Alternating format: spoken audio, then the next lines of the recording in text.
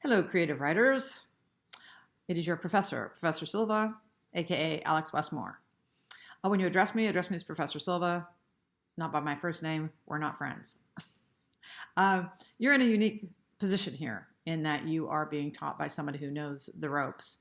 And all too often, students don't take advantage of that. I am a font of information, whether it is about publishing or marketing or writing. You know, you don't publish 36 books because you got your thumb up your butt. I have traveled around the world doing master's classes. I've taught everything from world building to dialogue to setting the scene. And so it is a perfect opportunity for you to ask questions. I want you to ask them. I want you to feel like this is your own personal tutorial for what to do around your particular work. You can catch me at Alex Westmore on Amazon. I've been published by 4 different publishers. I have met amazing people. And I know what I'm doing. So don't be nervous about getting your work out there. Dorothy Allison, bastard out of Carolina, said that you really do have to open your jugular. You have to open your heart to be a good writer. You have to actually bleed onto the paper. Not literally, but, and I think she's not wrong in that. And so the number one thing that you'll hear me say over and over again, and you hear it from Lisa Cron, who changed my world. After I read her book, I was like, oh my gosh, I haven't been doing any of this right. And the moment that I started to look at, and I've read them all, Stephen King, Rita Mae Brown, you name it. You know, it's amazing what hers is, because hers is about brain science, and I'm all about science. I love brain stuff because that's what every reader has, and that's what we're trying to feed, right? So if I brought an animal to you and you didn't know what it was, what would you do? You would find out what it was so that you could feed it. Well, women in particular seem to think that there's something that happens from the shoulders down. This is just a muscle. Everything we do in our world happens in the brain, including emotions. And her biggest line to me, which I love, is when a reader stops feeling, he or she stops reading. And I thought, wow. There's no lull. There's no, let's take a break from this. So like when I'm writing, and again, I write longhand with a fountain pen, because I'm weird, because we're all writers and we're all weird. When I'm doing my outline, and I write in scenes, so I'll do a scene, and on the side, I write, what are the emotions I want the reader to get from this? Because that's my goal. Why? Because that's what feeds the brain. The emotion stimulates different parts of our brain, and as I started reading her book, which I've read several times, and Story Genius by her is also very good. It's really true, right? We want to engage this and not let it, we don't want it to let us go. And I've had so many people email me and say, I hate you. I was up until 4 o'clock finishing your book. Yes, that's what we want. We want a book that's unputdownable. It's not a real word, but all writers use it. And how do you do that? You feed the brain. And what is the brain's job in our lives? Our brain's job has one function and one only, and that is to keep us alive. And everything it does in a day is to keep us alive. So when you ask people, you know, why do you read? So many people will say, for escape. No, that's your conscious talking, that's why you're reading.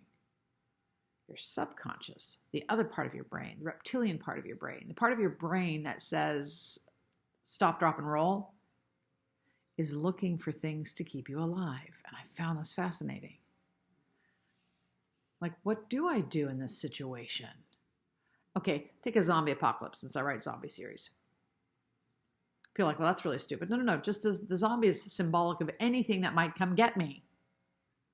What do I do? What do I do in an apocalypse? What do I do in an economic breakdown? What do I do in a pandemic? The brain, as you're reading and enjoying this little story, your brain is looking like this. Is there anything in here I can use in the future? That's what it does, because that's its only job. His job isn't to kick back and go, oh, good, we're going to have a margarita on the beach and read this romance. That's not what's happening. And that's why she's so good. Because this is what's going to buy your next book, not this. This doesn't exist. Everything happens in your brain, and your brain's job while you're reading is to go, what would we do in this situation? Oh, good, look, that worked. Ooh, that didn't work. That's what it's doing. We just don't know that that's what it's doing. And I find that fascinating. So I hope as you go through this, you recognize a couple of things. Feeling. What is it? You have to have intention. You can't just write it and hope. My intention in this scene is I want you to feel frightened and then relieved and then frightened again. In this scene, I want you to feel love. I want you to feel safe. I want you to feel tension. I want you to feel passion, whatever that is. Feed the brain is what Lisa Cron is saying. And she's not wrong. It doesn't matter whether it's good or bad or, people that read zombie demon novels, like the ones that I write, are no different than people that are sitting on the beach reading a romance. You think, well, how could a romance? What are you looking for in a romance? Seriously? In a romance, when you're in the romance story where your sister sleeps with your husband, you don't think your brain is going, what would I do? We've all been asked that question. What do you do if you know that somebody is cheating on your best friend? Do you tell her? Do you risk ruining that relationship? Do you risk hurting her? There's a million questions in that. Your brain is like, we got to be ready. We got to be ready. And it's all it does all day long. It's like a little squirrel. He grabs these little nuts. He's like, okay, we're ready for the zombie apocalypse. Okay, we're ready for a war. We're ready to go to, even if we're talking sci-fi fantasy, it doesn't matter. It's looking all the time because we're mammals. And a mammalian brain has one job, and it's never not on the job, even when we're sleeping, as so many psychologists have looked at in terms of what's happening when you're dreaming. So the more you learn about the thing you are writing for, the better a writer you'll be. And Lisa Cron taught me that. If you haven't bought Wired for Story or Story Genius, truly do. Because it is amazing how you can start to look at how to craft your work to do what you want it to do, which is you want this person to be reading and flipping and flipping and flipping and flipping until it's 4 o'clock in the morning. When you get to that and you get those emails, you will know that you have arrived. And we all want to arrive. So let's have fun. Read everything that I write to everybody. Click around. And if you really, truly want to learn even more, one of the best things I did this Christmas, was I bought those master classes. A whole year of master classes from writers, from athletes, from artists, from musicians, from photographers, from cooks. And it's online. And you have master classes from Stephen King and Judy Blume. And I paid, I think, $100. Priceless information. I actually bought it for poker because I'm a poker player. And Daniel Negreanu has 38 videos. It was worth it just for that one thing. Chess. Tennis with Serena Williams. Serena Williams is like your own personal tutorial.